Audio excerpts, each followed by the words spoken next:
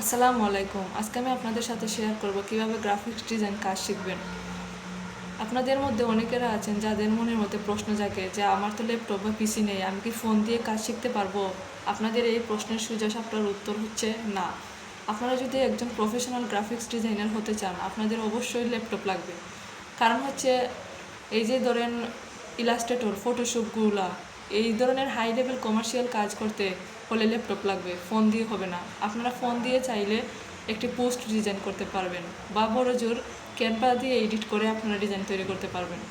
তাছাড়া আপনারা যদি আরও বেশি আগ্রহী হন শেখার ক্ষেত্রে, তাহলে আপনারা টাইপোগ্রাফি শিখতে পারবেন, কালার কম্বিনেশন নিয়ে রিসার্চ করে শিখতে পারবেন। আপনারা ফোন দিয়ে এইগুলোই শিখতে পারবেন। কিন্তু আপনারা যদি একজন প্রফেশনাল ডিজাইনার হতে চান, অবশ্যই আপনাদের একটা ল্যাপটপ লাগবে।